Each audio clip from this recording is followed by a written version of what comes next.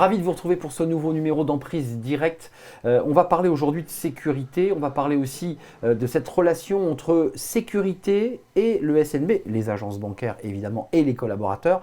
Et on va parler de sécurité avec le syndicat de police Alliance. Mes invités sont sur le plateau. Stanislas Godon, ravi de vous accueillir dans Emprise Directe. On va essayer de voir le lien d'ailleurs qui vous unit. On va en parler dans quelques instants. Vous êtes le président de la fédération CFE-CGC Fonction publique et représentant du syndicat Alliance Police Nationale. Frédéric Guyonnet est avec nous, comme pour chacun des numéros de Emprise Directe, président du SNB, le syndicat national de la banque, le syndicat leader dans le secteur bancaire. D'abord, je vous pose la question à vous. C'est intéressant d'avoir dans le contexte dans lequel nous avons été il y a quelques jours, 5 jours d'émeutes, des violences absolument incroyables. Pourquoi avoir voulu inviter Stanislas Godon ? Alors, à première vue, effectivement, il n'y a rien qui nous rapproche, sauf qu'on appartient à la même confédération qui est la CFE-CGC. Je voulais qu'on parle de sécurité parce que le secteur bancaire est la cible de nombreuses incivilités, de nombreuses problématiques de casse, etc. Et de destruction pendant les émeutes. De destruction. On souffre aussi d'une mauvaise image en termes dans la profession, banque, et puis Stanislas ne va pas me démentir, mais la police c'est un peu compliqué aussi. Donc voilà, je pense qu'on a des sujets en commun et que c'était intéressant de pouvoir échanger sur ces points-là. On va revenir sur le contexte, je dirais, très droit du travail, qualité de vie au travail de vos collègues policiers pendant les émeutes, parce que ça a été difficile, et puis ce qui vous attend dans les mois qui viennent avec des événements sportifs. On se dit que vous n'allez pas prendre beaucoup de vacances. Concrètement, qu'est-ce qui vous lie ? Comment ça se passe ? Syndicat Alliance, syndicat de police, police nationale, rattaché à la CFE-CGC, c'est ça le... Oui, parce qu'en fait, il faut savoir qu'aujourd'hui, dans les règles de la représentativité, en fait, les organisations syndicales sont associées à des grandes confédérations. Et la CFE-CGC a accueilli en son sein toute la partie des services publics dont fait partie évidemment Alliance. Et c'est en ça qu'on peut déposer des listes, dans des instances notamment, où on peut peser de tout notre poids, à la fois sur des ministères, sur des versants de la territoriale, de l'hospitalière, mais également sur des particularités métiers, Bien comme sûr. par exemple la police nationale que j'ai représentée pendant très très longtemps et que je continue de représenter. Alors, c'est intéressant parce que les syndicalistes du SNB qui regardent notre émission, et ils sont nombreux, on a fait des émissions, on en a organisé quelques-unes sur la désyndicalisation, sur la difficulté d'engager une mobilisation syndicale, et c'est pas Frédéric qui me contredit, même si le SNB est très présent. Vous, chez les policiers, il n'y a pas de problème. Vous êtes à quoi ? À chaque élection professionnelle, c'est 80% de votants ? En 2018, il y avait plus de 80% de participation au niveau des élections professionnelles. Il y a eu une petite baisse là, en 2022, on était à 77%. On a des taux de syndicalisation parce qu'il y a les votes et le taux de syndicalisation, c'est-à-dire ceux qui payent une adhésion à l'organisation syndicale. Et c'est ce qui fait aussi notre force. C'est-à-dire que, évidemment, comme on a beaucoup de monde derrière nous et que, par exemple, pour Alliance, si on met sur la table qu'on a 42 000 adhérents, évidemment, le ministre, il a forcément une écoute bien particulière puisque c'est 42 000 sur un peu plus de 100 000 gradés et gardiens de la paix, par exemple. Ouais, c'est une belle litote, une écoute très attentive, j'ai envie de dire, très attentive. Sur la syndicalisation, vous le disiez Arnaud, c'est vrai qu'on a tendance à voir un nombre d'adhérents qui baisse dans tous les syndicats. C'est pas vrai ni chez Alliance ni au SNB, puisqu'on continue à voir notre nombre d'adhérents progresser alors que les effectifs diminuent. Donc on a un taux de pénétration qui est de plus en plus important. Voilà. Quand même sur la puissance du syndicat Alliance, police nationale, quand un jeune policier se syndique, ça lui donne droit à quoi ? Alors d'abord, évidemment, une protection, entre guillemets, contre tout ce qui pourrait lui arriver dans sa carrière, parce que ça, c'est important de le rappeler. Nous sommes là pour faire respecter notamment le droit, et rien que le droit, parce que souvent on oublie qu'il y a autre chose que le droit, mais d'abord il y a le droit. Les droits notamment de tous ces agents qui s'engagent au quotidien, qui risquent leur vie. Je rappelle qu'il y a 18 policiers blessés à peu près par jour. Je rappelle qu'on est entre 4 et 16 policiers et gendarmes qui meurent sur une moyenne en fait depuis 2012.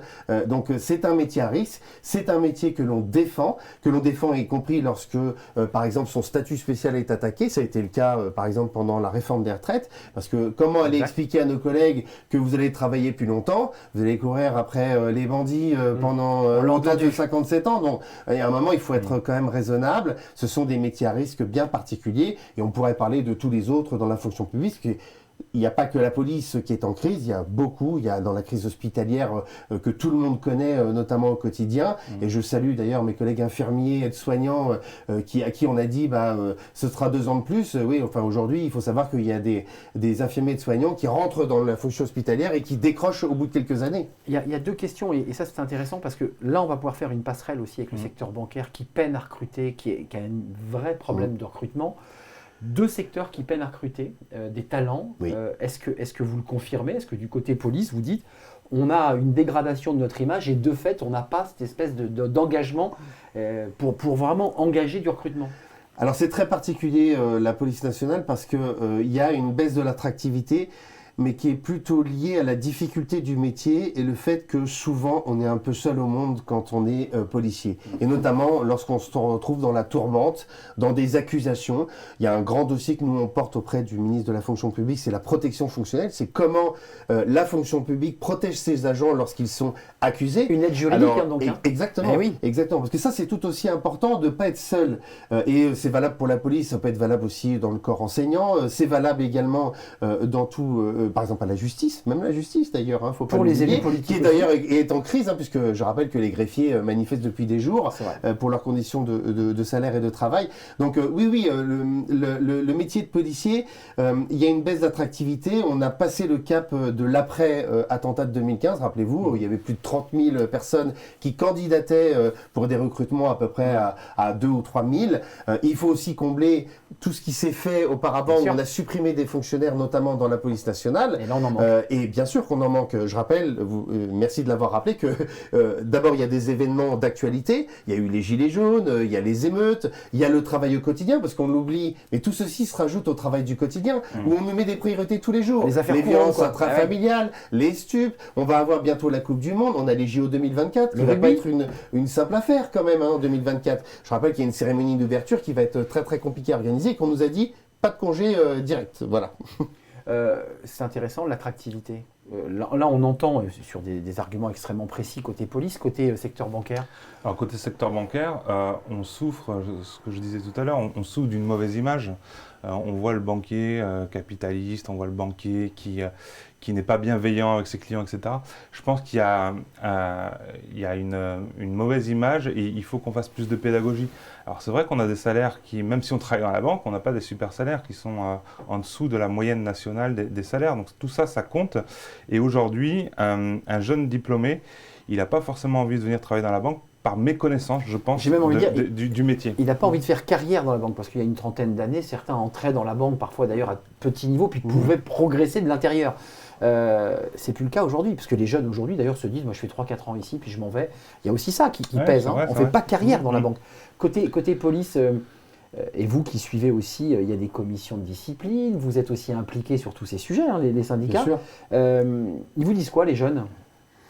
Alors les jeunes, ils veulent faire carrière ou pas? Alors, il y en a qui rentrent pour la plupart par vocation quand même. Là où il faut être très attentif, c'est qu'il n'y ait pas de désillusion. C'est-à-dire que vous avez une formation, puis après vous êtes heurté au quotidien par la réalité. Oui.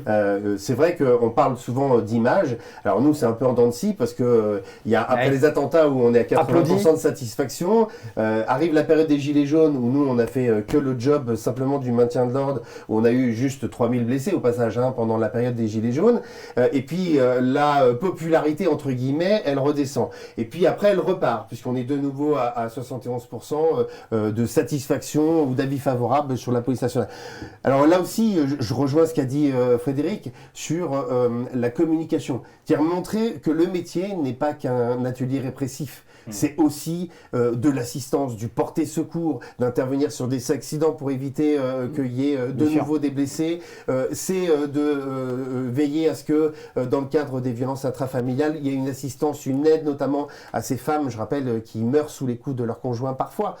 Mais attention, la police est quand même bien isolée parce que Nous, on réclame depuis des années à ce qu'il y ait un tandem police-justice qui fonctionne en tant que tel.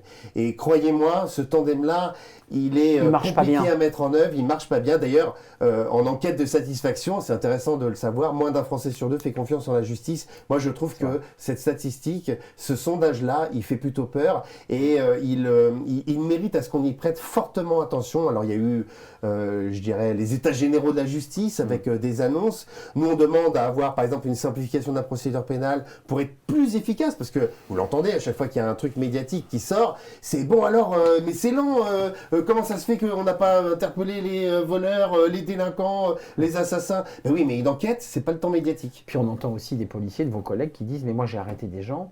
Qui, une semaine plus tard, en fait, étaient ressortis, sortaient du commissariat sans bracelet, sans rien, et qui se retrouvaient dans la rue et réagressaient de nouveau. Pas une semaine plus tard. Le lendemain. Le lendemain, ou le jour même. Le jour même. Ce qui renvoie d'ailleurs au débat des émeutes, les dernières émeutes récentes, avec combien de 700 policiers blessés 722 policiers blessés dans nos rangs. Ce chiffre. Avec des armes à feu. Oui, il y a eu des tirs. On a un collègue qui a retrouvé une balle de 9 mm dans son gilet pare-balles. Là, ceux qui ont du mal avec les adjectifs ou les noms de guerre, guérilla, urbaine, je les invite à venir faire un tour sur le terrain et de voir comment ça se passe. C'est pas une promenade de santé ces derniers jours. Et d'ailleurs, ces derniers jours, parce qu'on en a beaucoup parlé, mais je rappelle qu'il n'y a pas une journée qui se passe sur le territoire français où il n'y a pas des tirs de mortier contre des véhicules de police. Des refus d'obtempérer. Oui, bien sûr. Et puis, permettez-moi juste de préciser une chose. Les policiers ne tirent pas sur des refus d'obtempérer. Ils tirent lorsque soit leur vie, elle est en danger, soit la vie de quelqu'un d'autre est en danger. Le refus d'obtempérer, c'est un cadre légal, c'est une infraction. D'ailleurs, je demanderai juste au passage combien de personnes sont allées 2 ans en prison pour un refus d'obtempérer. J'attends d'avoir ce résultat. On est d'accord. Bien sûr. Nous sommes d'accord.